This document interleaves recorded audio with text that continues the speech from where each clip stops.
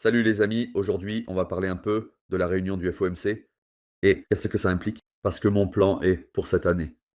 Donc en réalité ce plan où je dois dire ici, je m'attends à ce que ce cycle continue. Mais je ne veux pas passer 10 minutes à parler de la réunion du FOMC, les autres youtubeurs l'ont déjà fait. Malheureusement je n'ai pas réussi à faire une vidéo hier, j'étais un peu malade, donc je n'ai pas pu le faire hier. Et à la fin de la vidéo nous parlons un peu de XRP. Il s'est aussi passé pas mal de choses là-bas, ça va vraiment être une vidéo intéressante, les amis. Je vous résume ici les points les plus importants. Nous n'avons pas eu de baisse des taux, c'est probablement déjà évident pour tout le monde. On s'attend également à seulement 2 autres baisses de taux cette année. C'est bien, nous avons déjà pris cela en compte. Si nous avions parlé ici de plusieurs baisses de taux d'intérêt, nous aurions probablement supposé une récession. C'est pourquoi ce n'est pas si mal que ça.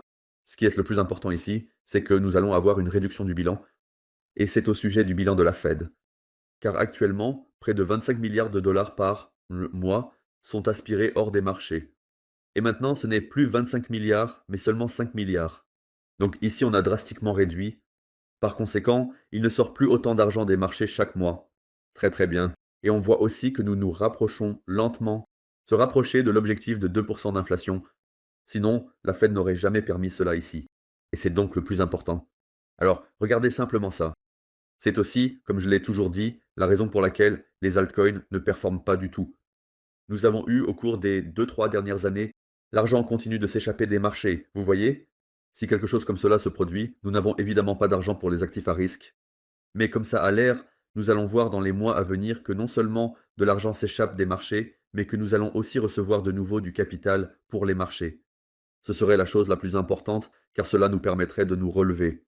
Surtout, cela devient vraiment intéressant pour les actifs à risque. C'est logique, vous devez aussi imaginer qu'à cause de ces phases difficiles que nous avons en ce moment, nous sommes très fortement corrélés avec le S&P 500, et il est clair que nous allons corriger cela.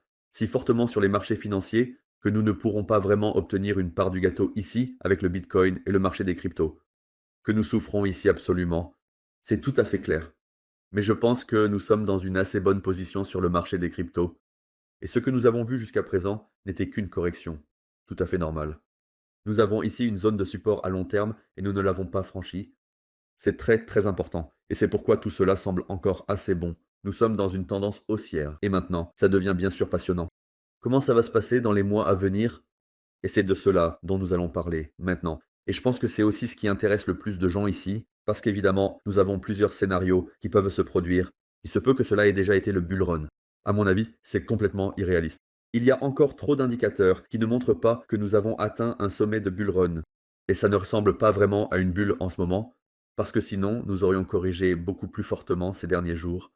L'autre possibilité est que nous voyons encore un dernier grand rallye dans les semaines à venir, ou que nous escaladions à la fin de l'année et que nous atteignions un sommet en termes de temps et de données, voire le sommet du Bitcoin et des altcoins, et à mon avis, cela semble le plus réaliste, que nous allons voir une belle rallye au plus tard en avril. Je ne sais honnêtement pas où nous allons, mais en tout cas, nous allons d'abord remonter. Et puis vers mai, probablement à la fin mai, nous allons d'abord corriger, et puis, au fil des semaines, nous allons de nouveau stagner, parce qu'on a maintenant de plus en plus souvent ces phases de stagnation, et ensuite, ça pourrait redevenir intéressant vers la fin de l'année. Je pars du principe que nous avons aussi une expansion de l'offre monétaire M2, et que le Bitcoin est corrélé de manière assez identique avec l'offre monétaire M2. Et parce que nous avons une expansion monétaire ici, cet argent trouvera également son chemin vers le marché des crypto-monnaies. Et cela se ferait selon la corrélation, selon les données temporelles, au plus tard. En avril, donc au plus tard, en avril, nous devrions sentir l'argent sur les marchés ici. Et c'est pourquoi je dis que je pourrais encore m'attendre à une belle rallye à cause de cette offre monétaire M2 et ainsi de suite. Mais en mai, je m'attends quand même, plutôt à une correction.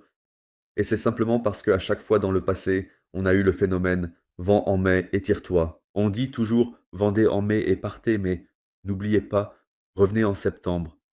D'après le temps et les données, vous voyez, ça a vraiment souvent bien fonctionné. En mai, ça a baissé et en septembre, ça a de nouveau augmenté. Et c'est pourquoi c'est déjà assez révélateur. Il y a aussi des raisons fiscales aux États-Unis et ainsi de suite, pourquoi les gens vendent particulièrement en mai. Et pendant les mois d'été, les gens ne s'intéressent de toute façon pas autant au marché financier. C'est pourquoi, à mon avis, il est le plus probable que nous ayons d'abord à court terme, encore une fois, on va voir un joli rallye avec une nouvelle vente en mai pendant les mois d'été, un peu de stagnation et ensuite qu'on puisse voir à nouveau un énorme rallye à la fin de l'année. Et lors de ce grand rallye, je m'attends aussi à ce que le Bitcoin puisse dépasser les 150 000 dollars afin que nous puissions également voir la saison des altcoins. Nous devons entrer dans cette zone surchauffée pour vraiment voir cette saison des altcoins.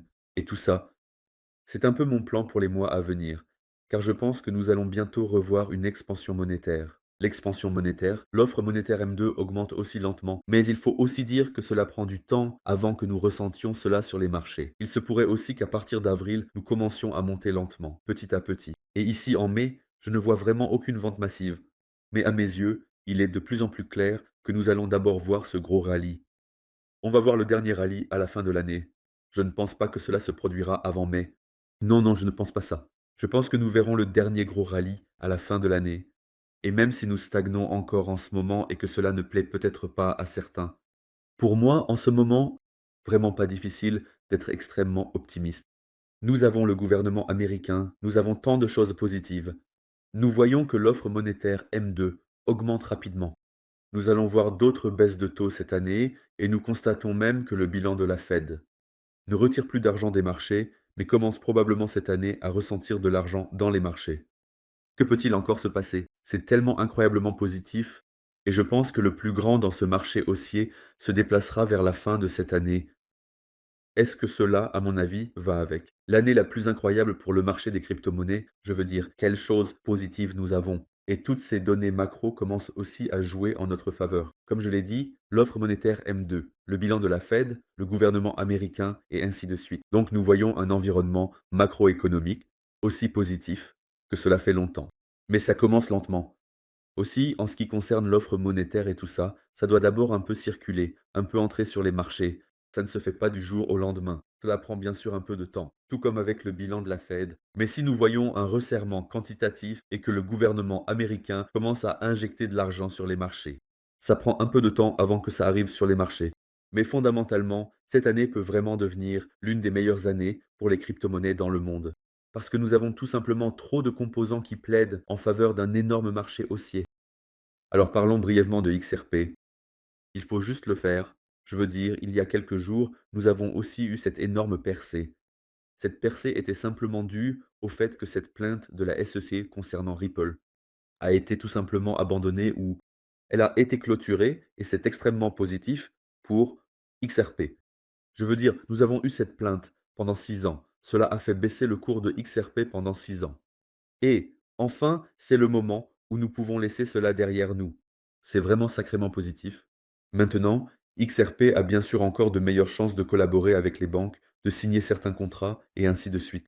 Parce que, bien sûr, cela a été bloqué ici par la SEC. Beaucoup de banques avaient peur ou ne pouvaient pas vraiment coopérer ici.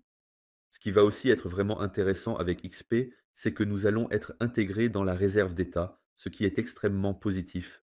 Et vous pouvez dire ce que vous voulez, les choses s'annoncent très très bien pour XP d'un point de vue macro.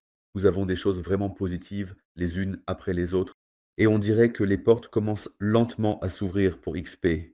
Et ici, je tiens vraiment à féliciter tous les détenteurs de XP. Ça a enfin l'air vraiment positif pour XP après toutes ces années. Oui, c'était un petit mot sur XRP. Sinon, l'ambiance du marché, et ainsi de suite, nous avons éclairci tout cela aujourd'hui. J'espère que vous avez apprécié la vidéo. Si vous avez aimé, vous savez quoi faire. Laissez un like, un commentaire sur la vidéo. Et je dirai à la prochaine fois, les amis. Au revoir.